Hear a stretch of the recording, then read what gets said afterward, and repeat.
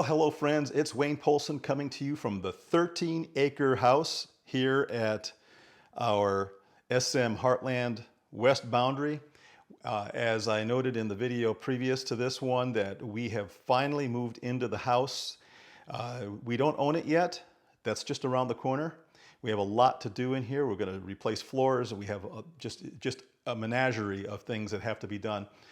We bought a couple of new appliances. Actually, we got a really good deal on these appliances. I'll share that maybe in another video, but in a nutshell, let me just say that these are either clearance items or they're display items or they were defective and repaired items. So that's kind of what we look for. So this is a GE gas range. This house is supplied with a propane gas system. The stove or the range comes equipped for natural gas.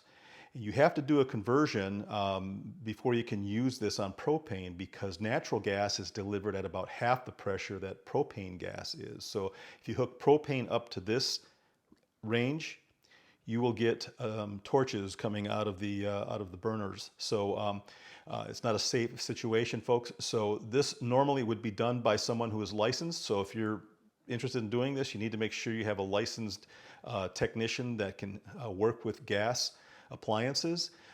So with that said, I've never done this before, folks, so this is going to be a learning experience for me as well. But the range comes with the conversion kit to convert from natural gas to propane, so that kit is included. It's included, from what I understand, in most gas ranges, except for, I believe, Frigidaire models. Frigidaire, you actually have to purchase the conversion kit separately. So I've got all the parts laid out here. I'm going to kind of give you a little bit of an overview of what has to be done here, and we'll get going on it. Let's see what happens, folks, because there's no telling. You never know with me running the show, okay? Just letting you know that right now. So I feel somebody tugging on my shoulder here to stop talking and get into action. Wow, did you hear that? It's wind again, folks. It's getting windy. That was the front door blowing open. So I need to go fix that. I'll be right back. Oh no, it's Susie Q. I thought the door was opening from the wind. It was, earlier it was. Oh, come here and say hi to some people. I have muddy boots. Oh yeah, she has muddy boots. Okay, so we won't let her walk across these really clean, pristine floors with her muddy boots. The only reason is because then when I take them off, the floor will be muddy for me to step on. Okay, so there's her excuse for not getting in front of the camera. All right, let's get going. All right, folks, so this particular range is a 5 burners. There are 4 burners, and then there's a central griddle with a burner underneath this griddle plate. And these are the orifices for propane function, and I have them laid out according to their location. So this is the left rear orifice, this is the right rear, this is the right front, and then over there is the left front, and this is the center orifice. This larger one here is for the oven. Now, so along with replacing these 6 orifices, you also have to do a modification to the regulator. Again, because of the pressure difference between natural gas and propane, you have to flip I'm going to call it a gauge. You want to flip this mechanism over in the regulator, and that will change the pressure for propane. Now, these orifices are sized according to the type of burner. Each burner on this particular range is a unique size, and so all of these orifices are different size orifices, and you can kind of see that as you... Well, hello friends. I have to poke my head in here again because, as usual, I spoke before I thought in this video. I had put together this really nice arrangement. I had all of these orifices lined up and, organized the way you saw in the previous clip there. And then I showed the dimensions of each orifice, both in English and metric. And when I got into post-production here and was starting to edit this footage, I noticed that the numbers were wrong. I mean, so you're saying, well, why did you just change the numbers? Because it was too hard to interpret the numbers. This kit was made in China and translated into English And somewhere in the translation, I got totally messed up. I didn't know what I was reading, and I'm still having trouble with it, folks. So what I'm going to do here is I'm going to try to clarify everything a little bit. I'm going to show you those burners. I'm going to kind of fade into the corner here, and there you'll see the burners. And now I'm going to go ahead and just dictate to you the dimensions and the sizes of these orifices here. Hopefully it'll be a little bit clearer because what I had put up there was a cesspool of misinformation, if you know what I'm saying. So, all right, so let's ditch the cesspool and let's get on with the facts. Here we are, folks. I'm going to put up a chart. This chart is the propane gas orifice size chart. And I'm also going to put up here an example of how that orifice is stamped. In this example, the orifice is actually a natural gas orifice, so it's not going to appear on this chart. But the idea is just to show you how these things are stamped on the face so that you can identify which one goes where. Now, all right, let's take a look at the right front burner. The right front burner orifice is 35 thousandths or 0.035 inches in diameter. And it is stamped with the marking 89L. Now, L designates this as a liquid propane orifice. If it were a natural gas orifice, it would have the letter N there. So 89L. And that 89 is the metric equivalent of 0.89 millimeters. Going to the left front, we see a 0.045 inch or 45 thousandths diameter. And it is stamped 114L. The 114 meaning 1.14 millimeters. Going on down the line, we have the right rear burner. That is a 0.039 inch or 39 thousandths, and it is stamped with 99L for 0.99 millimeters. Almost a millimeter. I would have called it a millimeter, but it's not. Then to the left rear, we have a 0.026 inch diameter orifice or 26 thousandths, and it is stamped with 66L, designating it as a 0.66 millimeter orifice. Then finally, the center orifice is 34 thousandths or 0.034 inches, and it is stamped 86L, meaning 0.86 millimeters.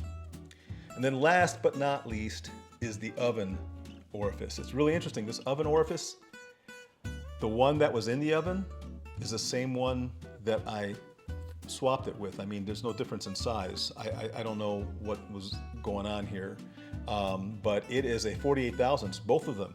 The natural gas one was 48 thousandths, and this liquid propane one that I put in is 48 thousandths, or 1.21 millimeters. But it is, however, stamped with 0.48. Actually, there's no decimal point even. It's just stamped 48. It doesn't say N or L. So I'm assuming the 48 thousandths orifice works the same for both natural and liquid propane. Now, the reason for that may be because of the regulator. You have to actually reprogram the regulator, if you will, by flipping a gauge upside down that controls spring tension on the diaphragm inside that regulator. So maybe that is the difference here, but I would think that would apply to the other burners as well. So I don't exactly know why the oven orifice is 48 thousandths in both cases. Maybe one of you guys can, or gals, can figure that out. Put it in the comments below. Give me an education. I think that's all I have, folks. Let's get back to the video. Let's see how this thing gets put together, okay? All right, so I have my handy dandy DeWalt gyroscopic screwdriver here. I also have a 1/2 inch with a 1/4 inch drive, a 1/2 inch socket, 1/4 inch drive. That is going to be for the oven orifice. I have another 1/4 inch drive measuring 9/16, and this is going to be to remove and replace the main burner orifices. And then I have a 1/4 inch driver here, and that's going to give us access to the oven orifice location. So we'll need that. So I'm going to start by just taking these grates off on the burners. And then I'm going to pull these plates off. I'm just going to set them like that. And then we're going to pull these guys out. Set them aside. Okay. And now let's see if we can get a look at where these orifices are. Now, it's interesting because the instructions that come with the range indicate that you'd have to take this whole range top off, which you can do that, but you have to remove 12 screws here, and it's a little bit tricky getting this thing off of there. It does give you greater exposure to the orifices, but you don't have to. You can actually access the orifices right down through these little tubes right here. So let's get a look at that. All right, so as you can see, this is the left front burner, and you can see the orifice right there. It's the only brass colored thing down inside there. So that's what we're looking at on all 4 or all 5 of these top burners. All right, so since brass is not magnetic, you're going to have a way to make sure that you can extract the brass orifice. And so I'm just taking a piece of just electrician's tape. I'm just going to roll it up into a little ball, and I'm going to stuff it down inside there. Kind of tamp it down a little bit, and hopefully that'll be enough to get a grip on the orifice.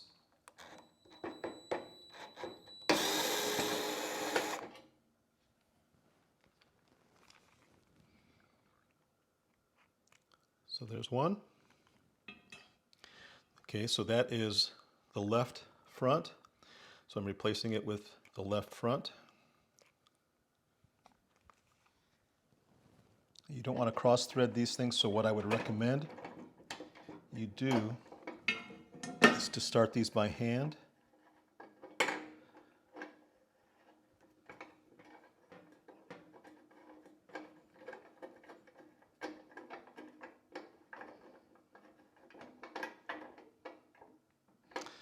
And once you have it snugged up by hand, you can take it just a little bit more. Nothing too tight. Okay, so the first one is in. I can see the number 114 over here on the top. I'll let you take a look at that as well. You can see the 114 there, the 114L, and the L stands for liquid propane. All right, so I'm just going to go ahead and replace the remaining 4 orifices, and we'll move on to the oven next.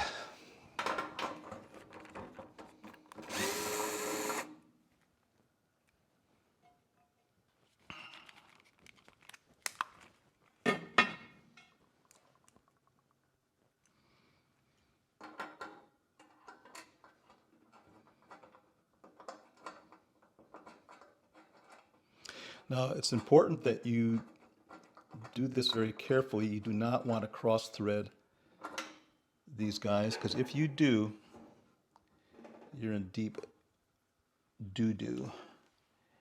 All right, that looks like it's actually pretty good. Give it another turn.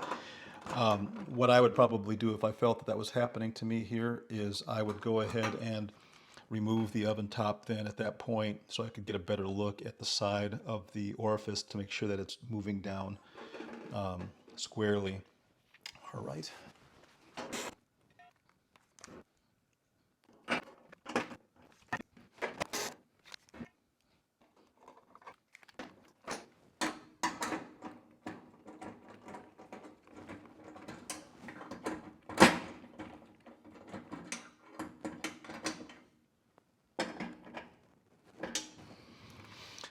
So this one does not feel good. I'm going to take a look at that because I feel like it may have been cross-threaded, or something is wrong with the threads on the receiving side of the orifice. So let's take the top off.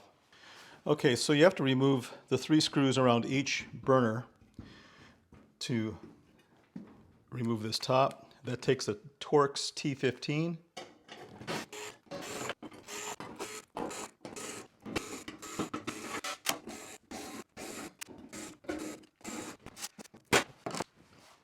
Okay, now there are 2 straps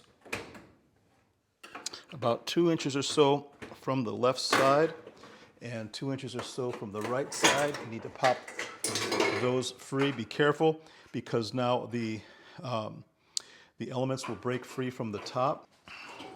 We can now rotate this up, and there hinge, there's a hinge on this side and a hinge pin on this side. So you want to just be able to pull those free like that.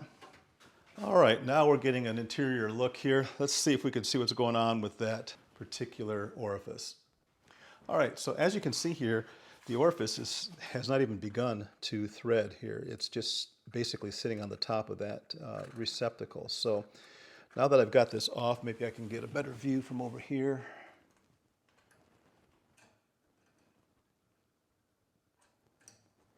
Feels a little rough, so I'm not sure what's going on there, but it looks like it's straight at this point. Maybe a little bit crooked. Let's try to straighten it up.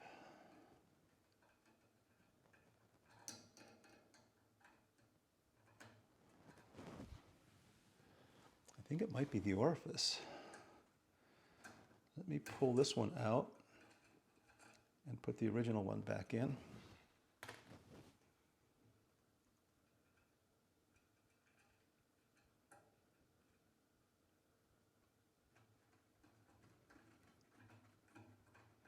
So that one goes in perfectly. So the problem is the threads on the new orifice must be messed up. So I'm going to take a closer look at that next and see if we can clean that up a little bit.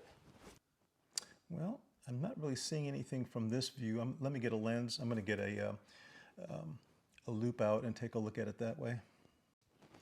All right, so let's see. This is a macro lens.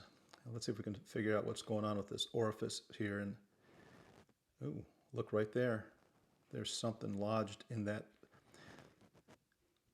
between the second and third thread there. So let me see if I can remove that. So I'll just take this wire brush to it.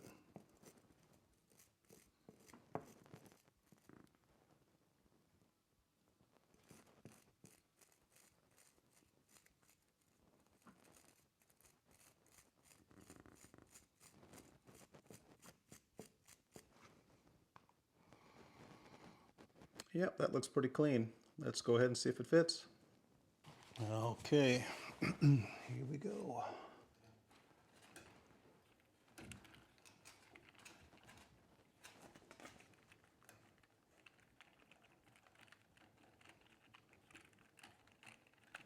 Much better.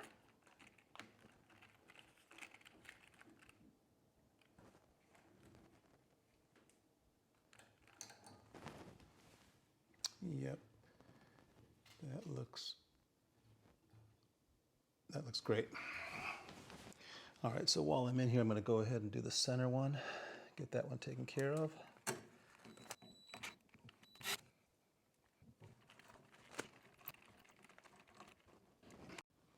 All right, so to get to the oven orifice, we have to pull this door off. And there's a little locking mechanism here and here, which allows you to remove the door. Let me show you that close up. All right, so by sliding this piece right here to the up position, lock, and do the same thing on the other side. Lock. Now you can just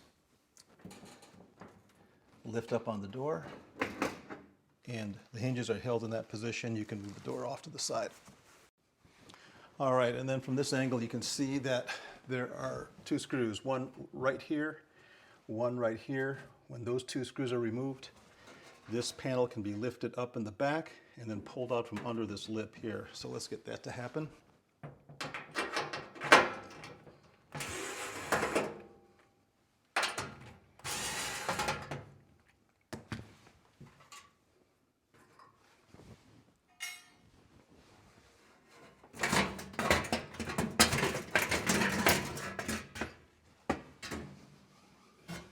So from this angle here, you can see the oven and broiler burner. It's held in place with two screws back here, and then there's one screw right here. So we're going to take those three screws out next.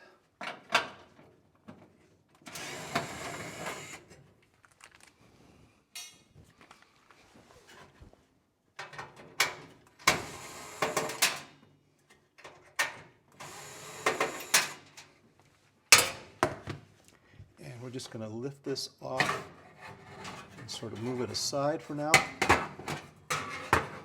The other thing that has to happen is to access the regulator, we need to remove this little plate here. So there's one screw right down here that we need to access.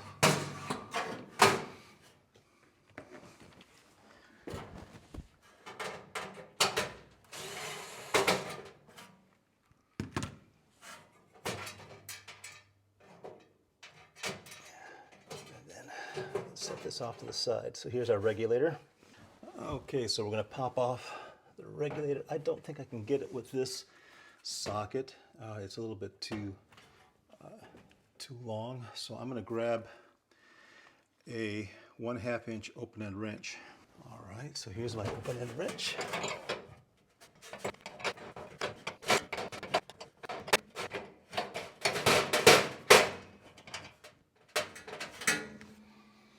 Okay, we'll put this one on in its place.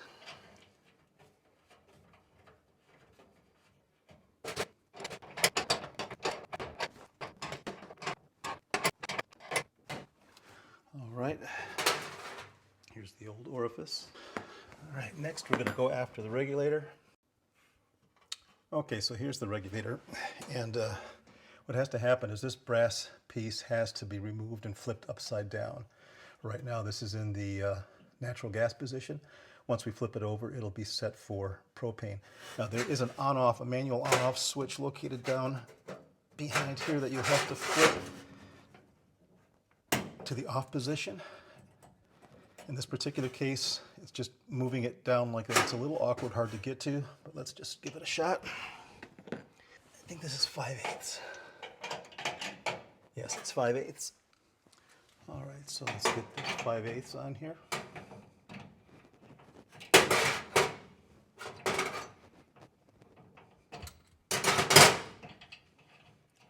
It's actually quite loose.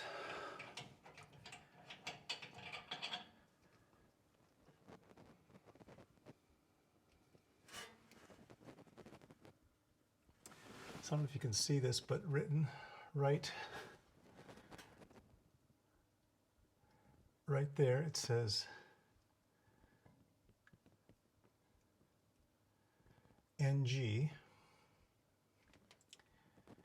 and this side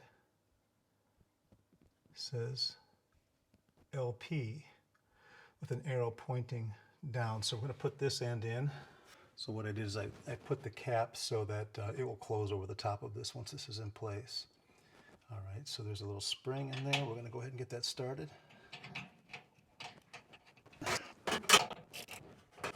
There we go. All right, that wraps it up. That is 6 orifices and 1 changing of the regulator spring tension. All right, so we'll put everything back in place.